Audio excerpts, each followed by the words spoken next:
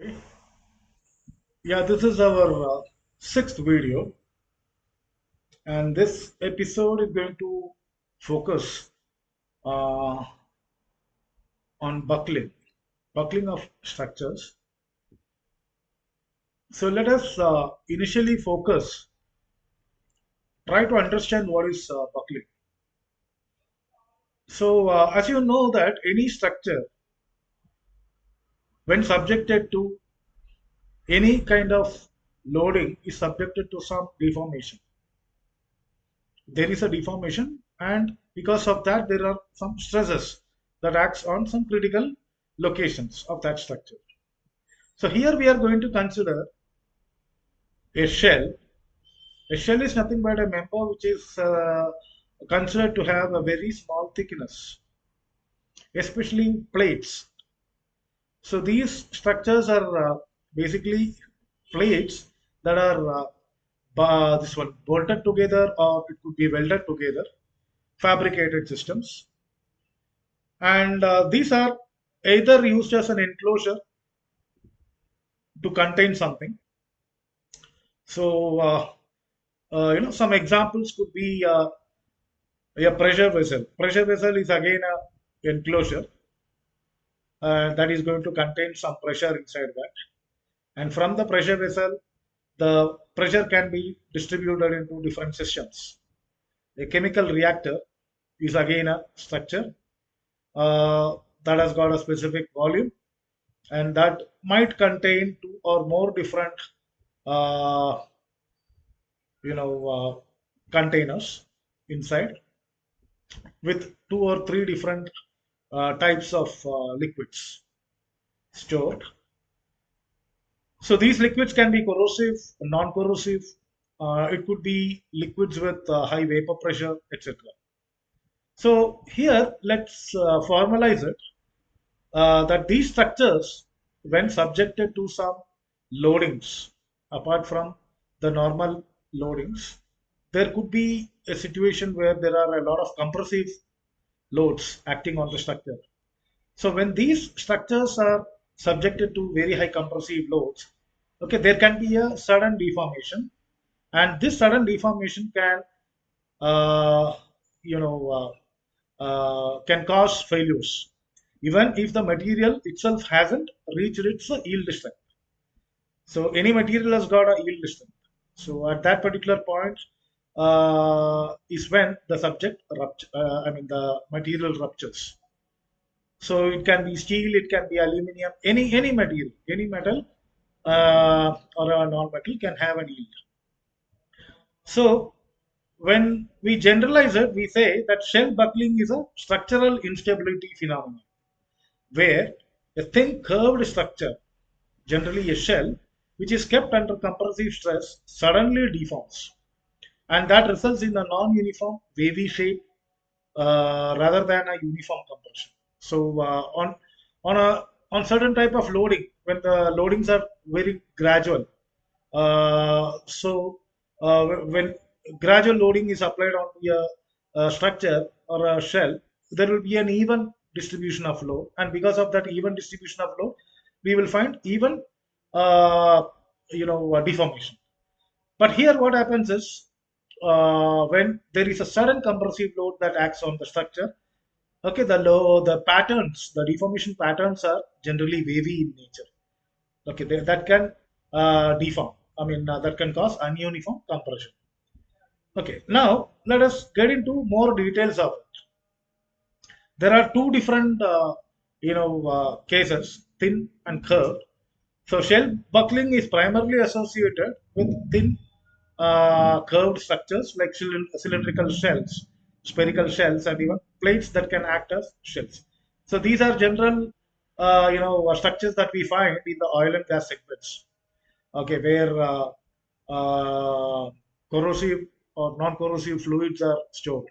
So, especially when we go to some petrochemical plants, Bharat Petrochemical Limited or Hindustan Petrochemical Limited, uh, or any sector, even Reliance, there will be huge storage containers. These storage containers are structures, okay, which has got a huge diameter, and there will be a certain thickness of that particular structure.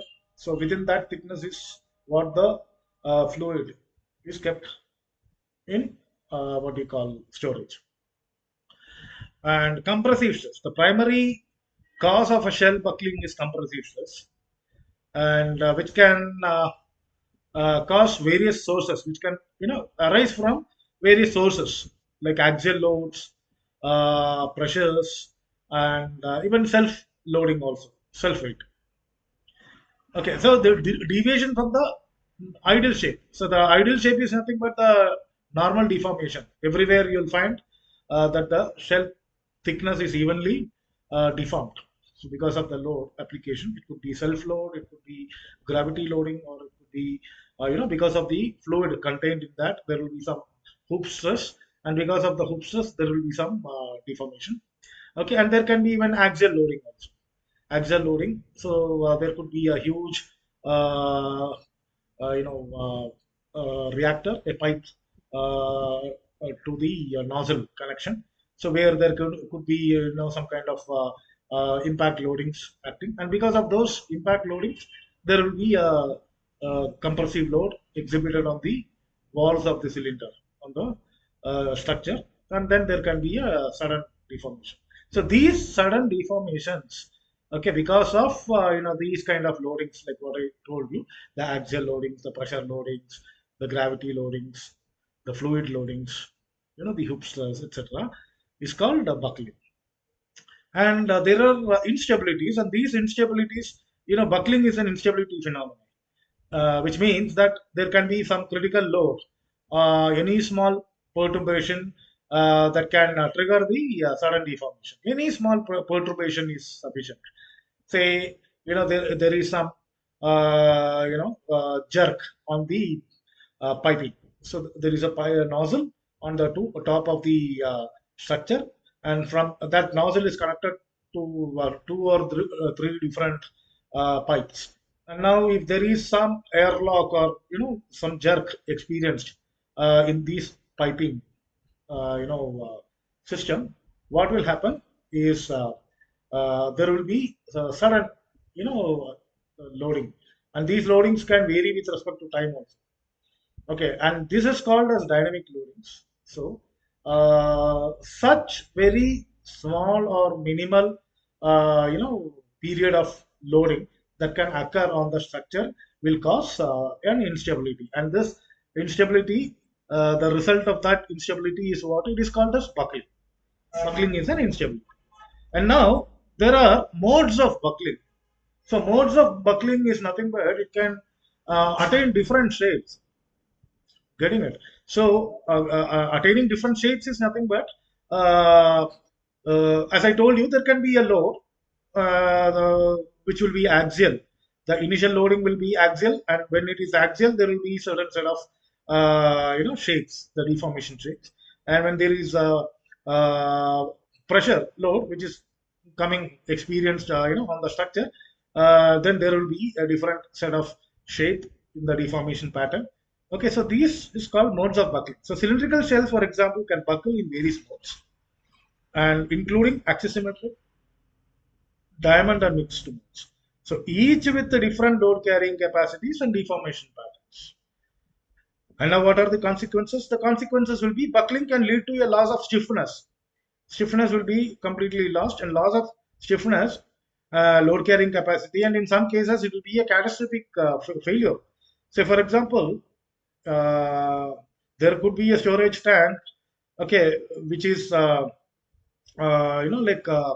uh, which is functioning, which is in function for very long time, maybe years together. But all of a sudden, suddenly one fine day, you will find like the structure collapsed, and you will find that there will be some wavy patterns around the structure.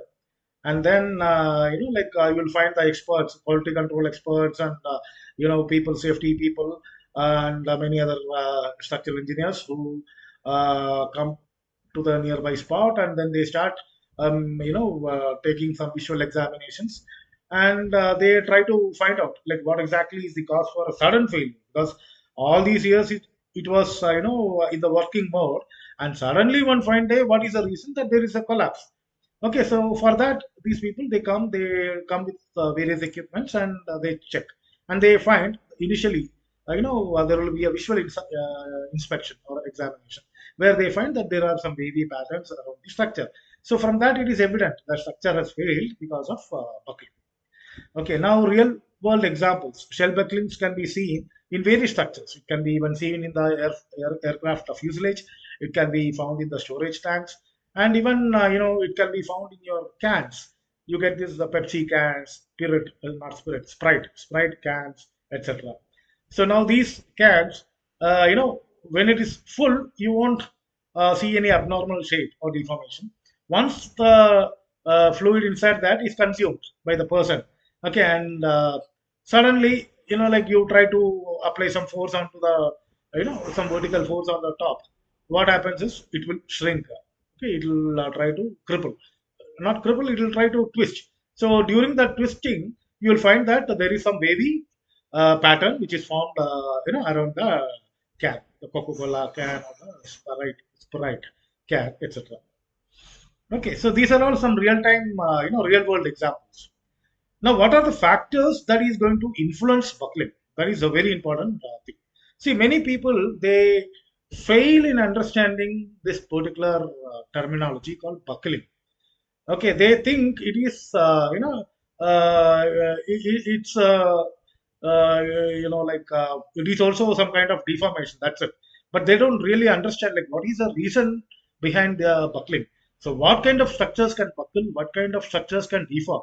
So, these are two important things which is very important because every day we deal with such structures. Even if you happen to be a chemical engineer or a mechanical engineer or a civil engineer, every day there are many structures that is being designed and constructed, and now out of those structures you should understand that any structure is subjected to failure.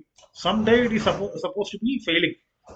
Okay, even if you think that we have designed the structure using the most sophisticated software and using the most appropriate coding, ASME, API, or your IS, etc.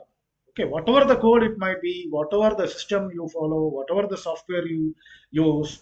Okay, someday the the structure is subject to a collapse or a damage. Okay, uh, that is called as a catastrophic damage. Now, these kind of catastrophic damages can be, can occur because of many factors. We can't understand like what is going to be the environmental sequence. We are not able to, we cannot predict what is going to happen the next time. Okay, even those regions, okay, where the code says like it is the most safest place, and you won't have any earthquake or seismic loadings coming into picture. You don't have any kind of tsunamis coming into picture. Okay, whatever the code says, beyond that, okay, there can be some consequences, there can be some thing, because natural catastrophes cannot be stopped. You cannot predict that, and you cannot stop that. So the best way is like to keep the damages minimal. Okay, so which means that the structure that you design needs to be designed in such a way that you incorporate all kinds of vulnerabilities, and then you design the structure.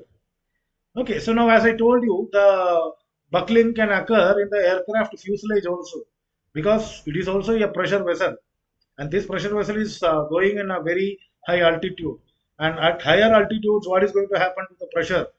Okay, that also we know, and then that is considered to be a thin shell, and now suddenly what happens is it can, there can be a vacuum which can be created inside, and suddenly the entire plane can shrink. That is the reason we say that there can be, buckling found in the aircraft fuselage. Okay, similarly, the nose cone of the aircraft. Okay, that is also subjected to, a lot of unprecedented activities. A bird hit is more than sufficient for the entire aircraft to come down. It can, char into ash in the mid sky itself. Getting it? So these are all certain unpredicted things. And now for these unpredicted things or unaccountable things, there should be some kind of factor of safety that needs to be kept. Okay, so here what we do is, when we know that these are the kind of loadings that is going to come into picture, and when we know that these are the kind of damages or failures that can happen, so it is better that we design it the most wise way, the best way. Say for example, those regions where alloys or metals are used, I can try to see whether we'll be able to fulfill the criterions with non-metallic systems, like your carbon fiber or any other composites, glass fiber reinforced panels, or it could be fiber reinforced plastic FRP panels, or it could be your fiber reinforced systems, or it can be your carbon fiber systems or glass wool fiber systems. So there are many composites available, and you can see whether this particular part can be replaced using a composite system. So those are the better ways of designing a structure. So here, the factors influencing buckling are what? The geometry. Geometry is a very important pattern that is going to influence. So the radius can be a factor, the thickness can be a factor, the height can be a factor. Okay, the material properties, the loading conditions, and the imperfections can also be the factors. Okay, now how it is distinction from the yielding? It's more important to distinguish buckling from yielding. Okay, many people, they again go wrong here. They take it as a misconception. Okay, so they think buckling is the yielding, or they also think that yield is the place of buckling. Okay, see, buckling is what? It is a instability issue, but yielding is what? It's a process, it's a phenomenon. Phenomenon, right?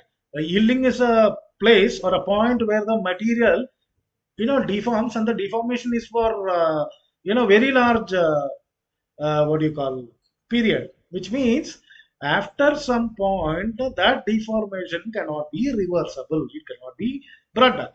So that is why we call it as an yield point. Okay, so a structure can buckle even before reaching the yield point. That's what I'm trying to tell you. Say, for example, if the yield point is, let's say 4.87 into e raised to 11, let us say, that is the factor. Okay, the buckling need not wait, or it need not go to that point. It can even happen even before that, actually.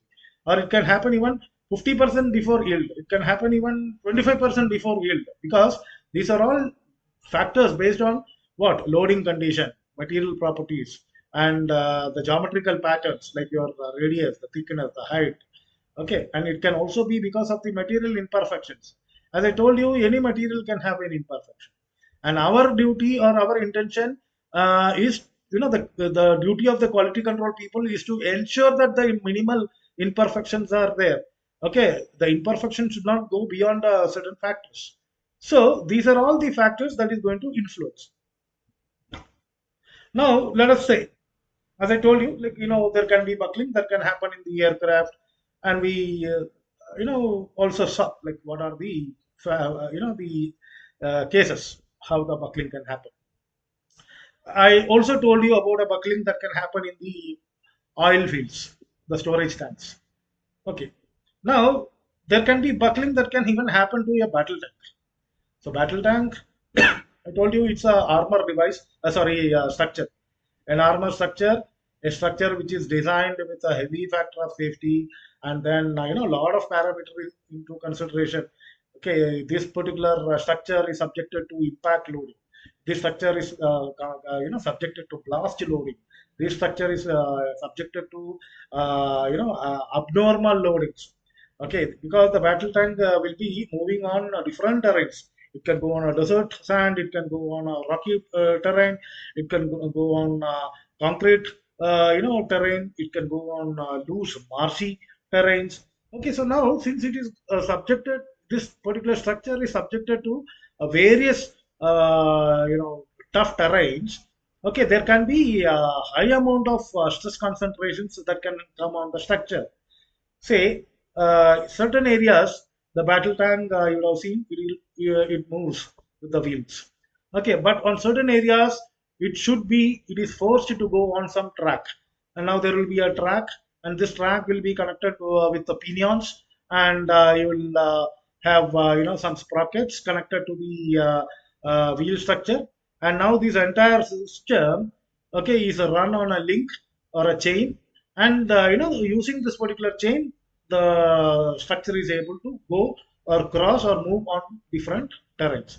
Now there can be different kinds of impact loads that can come on the structure, and now these loadings are all transferred from one point to the other. Okay, there will be a lot of interfaces, contacts, and from that it goes to the suspension. Now, for a car or for a truck or for a bus, how we have got suspensions? Okay, you have a wishbone. Okay, you have an axial system.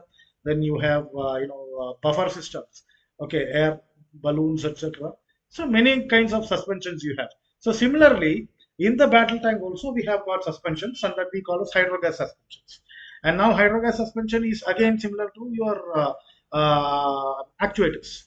Okay, so now these hydrogas suspensions are the ones which will be transferring all the shock loads which comes from different variable terrains, from the various terrains to the suspension. Okay, and then it will reduce all these shock loads. Okay, the body is supposed to be kept like that. Now, the just because it is a structure which is going to take all these kinds of vulnerable loadings, it doesn't mean that the structure has to be designed, in a very bulky way, because any structure has to be first of all transported. That is one, and that has to be ergonomically handled. Second one, and the third one is the cost is a very important parameter. Just like that, we cannot use tons of titanium and create a turret system, and just like that we cannot use the aircraft grade aluminum and then dump it onto its hull. Okay, so there are certain what do you call factors that we need to keep in mind just before designing any structure. Okay, so now what we do is we try to create the hull of the battle tank in such a way that we make use of the best material.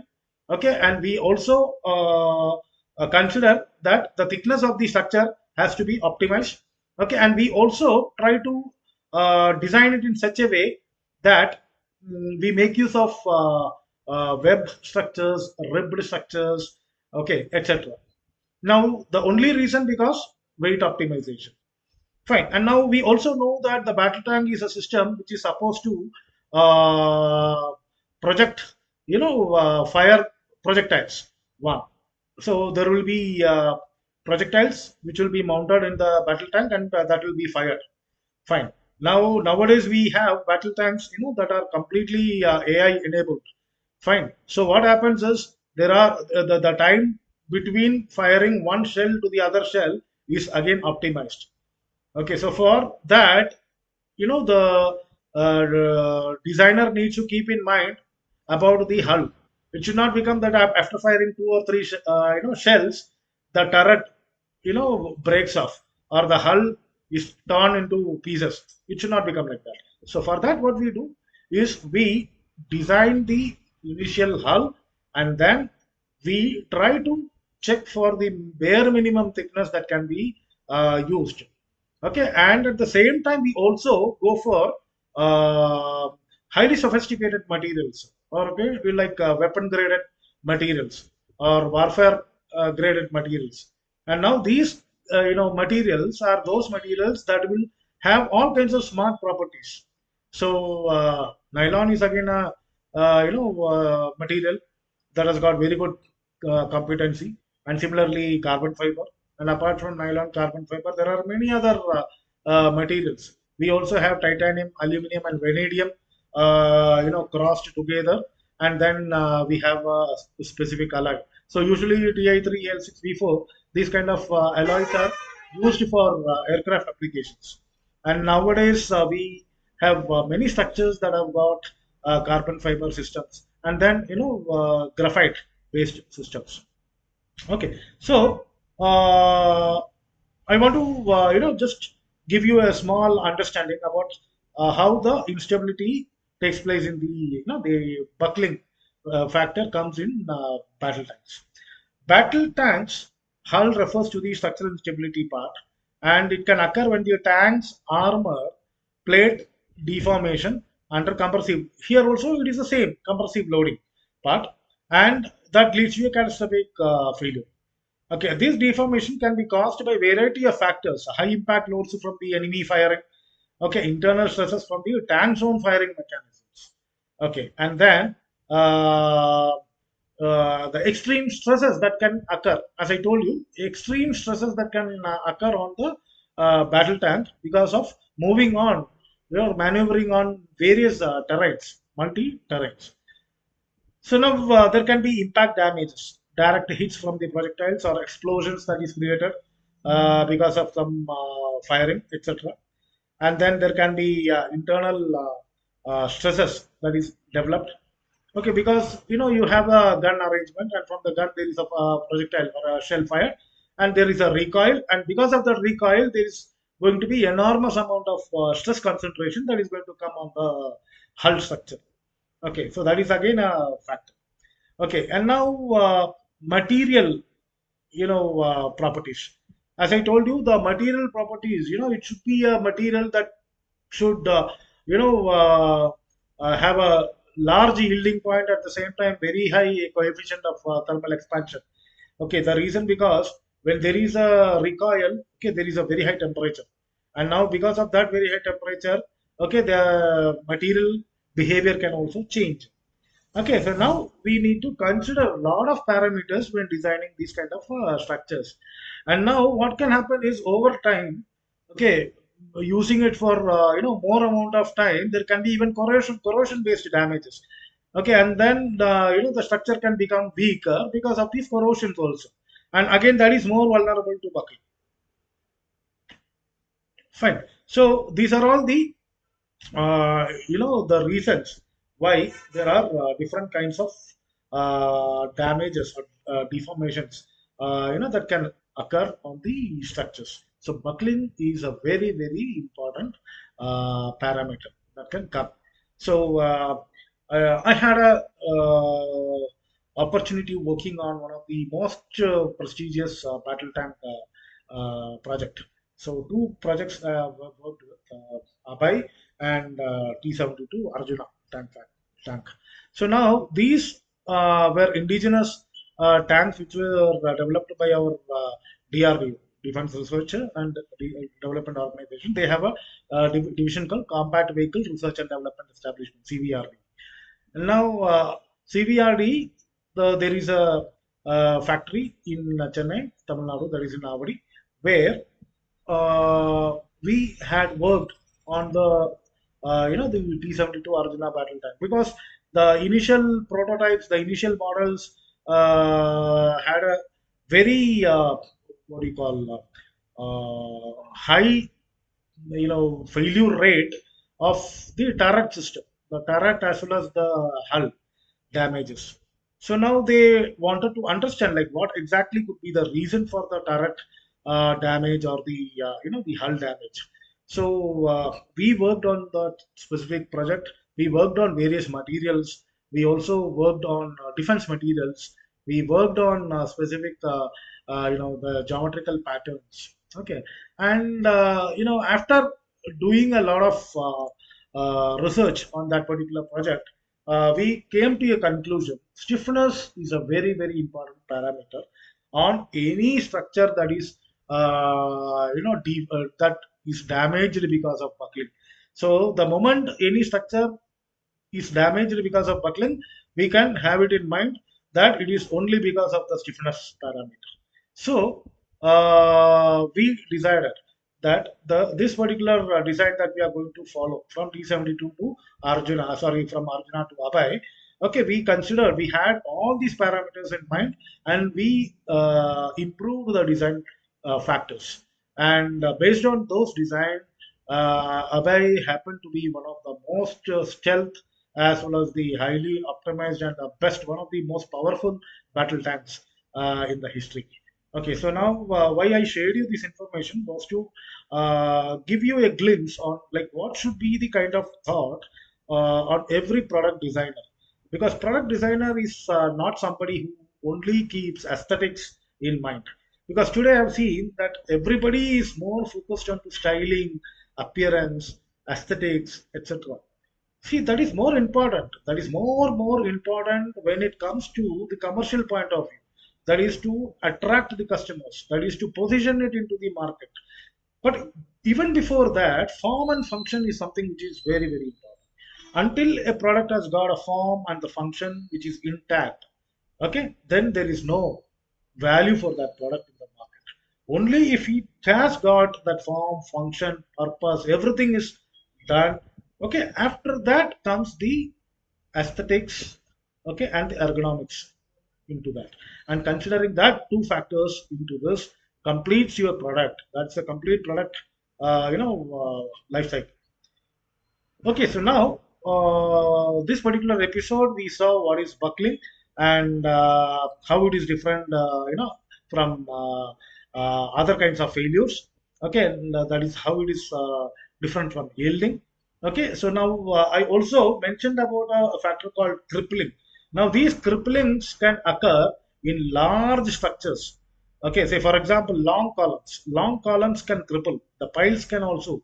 So pile these are all structures that comes in geotechnical engineering and civil engineering.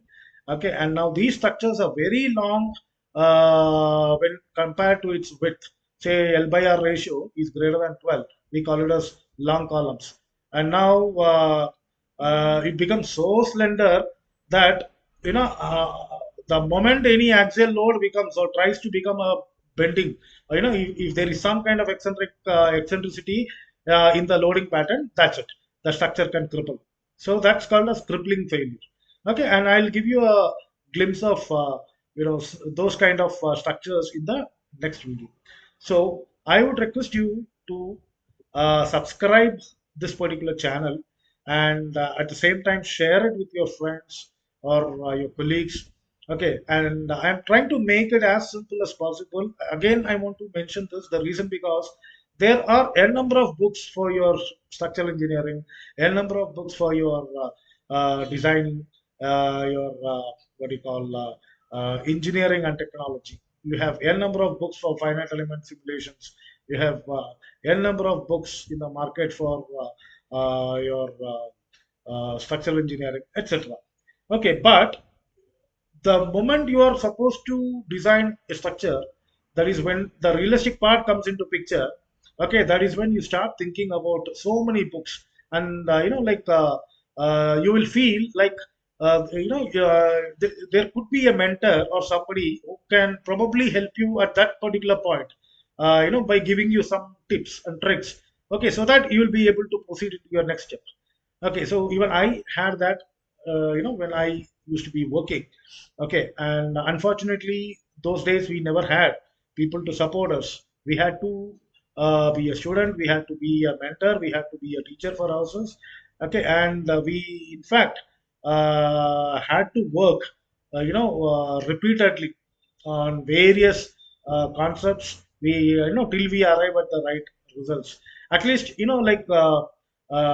can probably have some mentors like us who will be probably able to help you out in the best way possible. Okay, so that you can understand, you can visualize what were all the problems we faced and difficulties, and we are trying to give the best to you. Okay, so that is the only reason I'm trying to tell you that you subscribe, because there are more videos that I have put. And apart from this, visual and audio videos, okay, there are videos on aerodynamics, there are videos on flutter system, there are videos on flow dynamics, there are videos on random responses, okay, and there are videos on motion dynamics. Okay, many videos, very interesting videos, and very special videos. Okay, you can subscribe to this, and then you can also raise your comments. Say, for example, you have got. So today we discussed about so many structures. Okay, and we also discussed about the failures, the modes of failure, the kind of failures. We also discussed about the geometrical inconsistencies. We also discussed about the material inconsistencies. Now if you have got any doubts, you can probably put it in the comment box. You can comment, you can ask your questions. Okay, I will definitely ensure that your questions are also answered.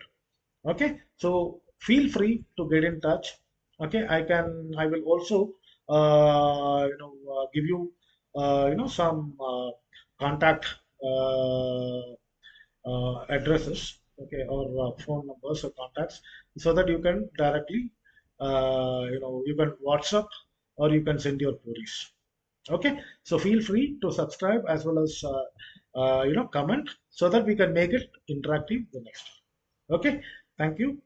Have a wonderful day. Bye.